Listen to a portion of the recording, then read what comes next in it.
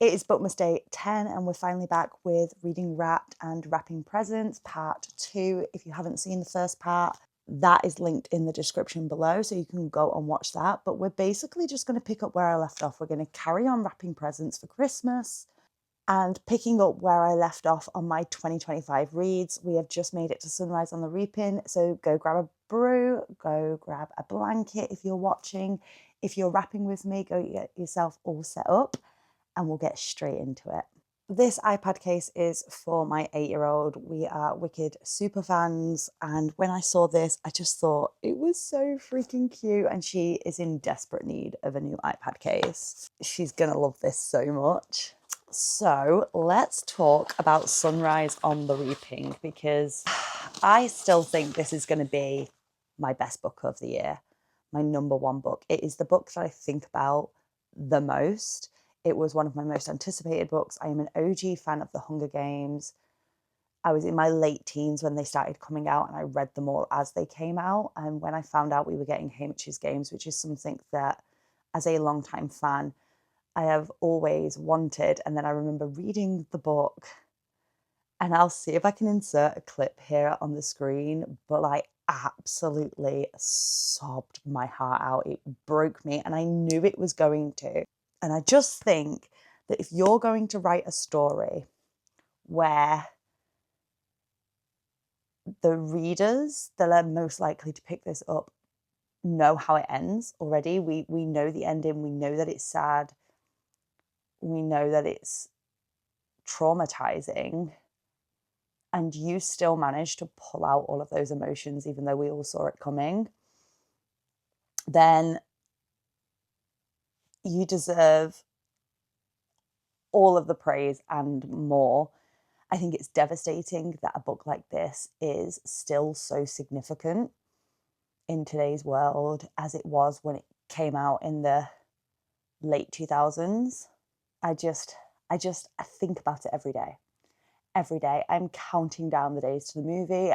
As of this point, today, there's 344 days to go until the movie. So I am literally counting down. Not only that, Jennifer Lawrence and Josh Hutcherson have both been confirmed to be in the movie, which if you've read it, you know how important that is. I'm still waiting for Woody's confirmation. We shall see, but I think about it every day. I just can't imagine another book overtaking that in the couple of weeks that we have left of 2025.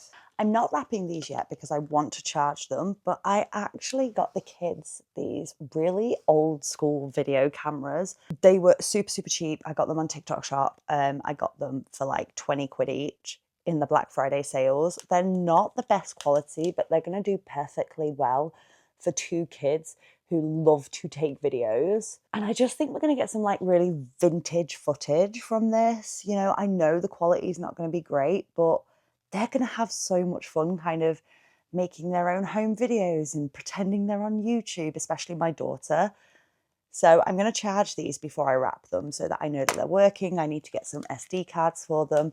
But I just think that these are a really cute gift that they will both get use out of. The next book we're going to talk about is First Time Caller by B.K. Borison. I have a lot to say about this book, but the next present we're wrapping is a Christmas Day shirt for my son.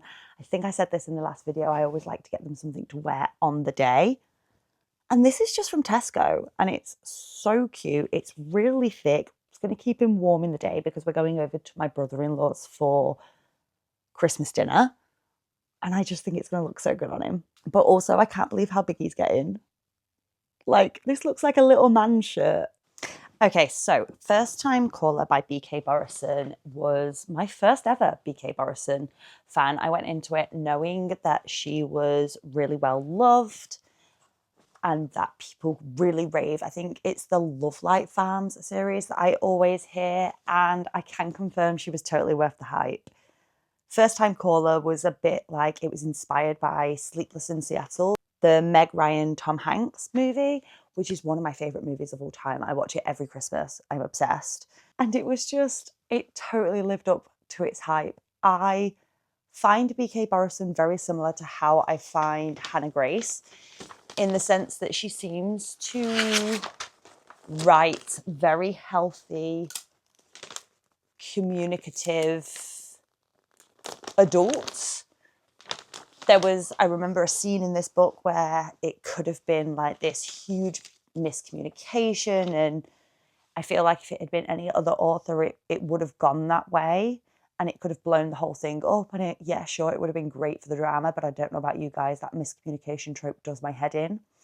So I really like what she did with that, where the main female character like checked herself and she was like, hold on, don't start making judgments that go against everything you know about a person just because you've heard the last 10 seconds of a conversation. And I was like, way to address the elephant in the room. And yeah, I was just completely obsessed with it when I finished. The second one, following one of the other characters, is out next year. I tried really hard to get a proof for that, but Pan Macmillan were like, I don't think so.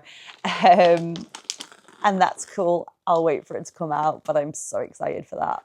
This is for my nephew, and I'm not going to lie. So my brother-in-law is a huge 49ers fan, NFL, and he has like this red, black and gold top with the number 23 on it. And I thought this was that version of that, but it turns out that this is basketball related. So I got that completely wrong. However, I think it's still super cute and stylish. So I'm still going to give it to him. The next book I'm going to talk about is The Lamb. And this is a bit of a weird one to me because I was so excited for this book. It was very much hyped up. It was... Every time someone spoke about it, I was super excited for it. And then I read it and then I just felt a bit meh. I was a little bit disappointed. I thought it was going to be 5 stars. It ended up being 3 stars. And my biggest issue was, as much as I liked the storyline, for the first 80% of this book, every chapter was the same. It's the same repetitive process. And then it wasn't until maybe like the last 15% that something was actually happening. And then it felt like that something was weirdly rushed through. So yeah, I just ended up being really, really underwhelmed by this book. I do, however, think, like, for a debut, the author did really, really well. And that, like, I can see the potential. So I will definitely be reading whatever Lucy comes out with next. I can see that potential for growth there. But yeah, just probably one of my more, even though it's not my lowest rated book, it was probably one of my more underwhelming books that I've read this year. I'm actually obsessed with the next 2 presents, but these, I've got one for my daughter, one for my son. These are book safes. So both of my kids tend to have a lot of pennies, a lot of cash kind of lying around from presents and stuff like that. And they are both in the habit of taking each other's, which is not ideal, and then you never know whose is whose. So I got them their very own little book safes. I didn't realise before, but this one has like a battery. I'm not going to unplug it, but I'm guessing the front does something. I'm just going to have a look to see if this is the same. No, so no battery on this one. But I feel like his must do something. I reckon, looking at it, there's like these little dots here. I reckon they light up. And the next book we're going to talk about is probably one of my favourite YA books, and that is The Dark That Hides Us by Andy Darcy Theo. It is the sequel to The Light That Blinds Us, and I am obsessed with this. So this series, I've literally been following the author's journey on BookTok for as long as I can remember, really, and I was so excited for him when he got his publishing deal. And it's basically like the only way I can describe this book is, so it's an elemental YA fantasy. It's set in our world. It's very much got that nostalgia of books like Percy Jackson or books like Harry Potter. And I definitely would say it's kind of like younger YA up.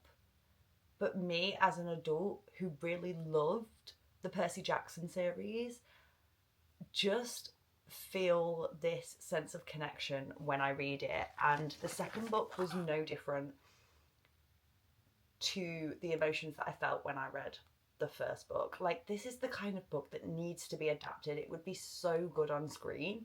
But if you like kind of YA fantasy, especially ones that's set in our world, like there's a big connection to Stonehenge in this, then I definitely think you need to pick this one up.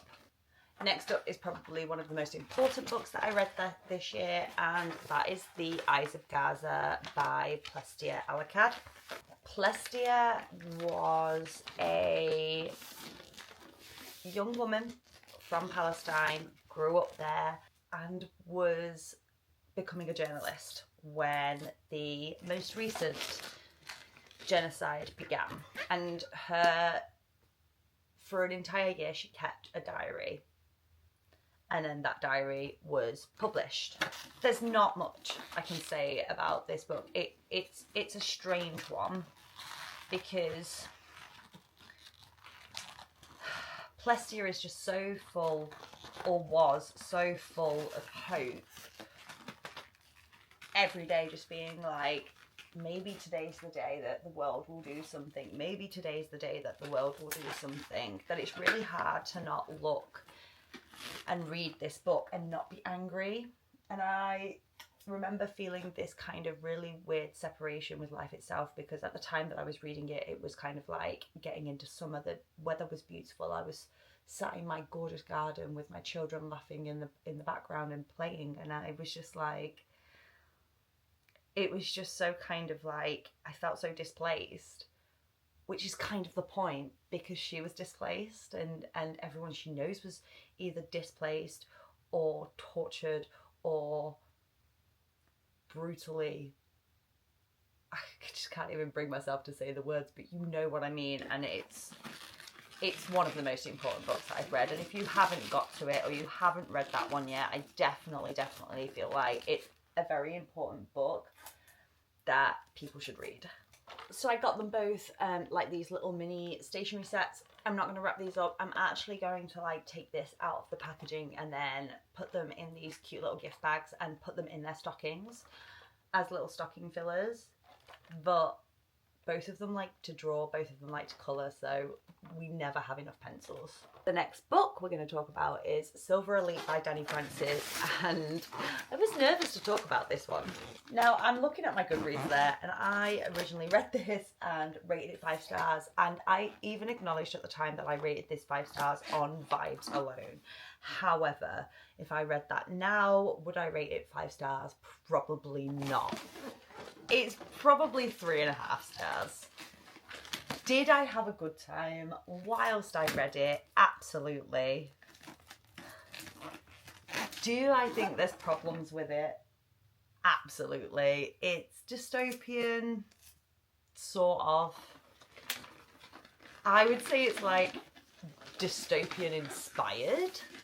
And really the rating of this is really going to depend on where it goes. I am chomping at the bit for the next book. But it caused a lot of controversy online. I think there was conversations about whether or not this book was AI written just because the author was anonymous, which I think is a load of bull. I also think that the publisher that published this book would be the last publisher to publish an AI book, especially without any kind of disclaimers. I just think that it was the dystopian part that put people off. I think if this had been advertised as more of a kind of romantasy, maybe, rather than dystopian, it did have the dystopian elements, but I think it felt too light-hearted, if that makes any sense. Like, the story is there, the political elements are there, but it was like not fleshed out enough. And that's something that I've come to kind of like agree with as I've sat on it a little bit longer. But we grow and we learn, and that is what reading is all about. I definitely don't think it was as bad as some people made it out to be. It's not going to be to everybody's tastes. It is what it is. and I had a good time reading it, which sometimes is the point of a book. I can't feel my legs. I just need to stretch for 1 second. I'm getting too old to be sitting on the floor. Oh no, is that dead?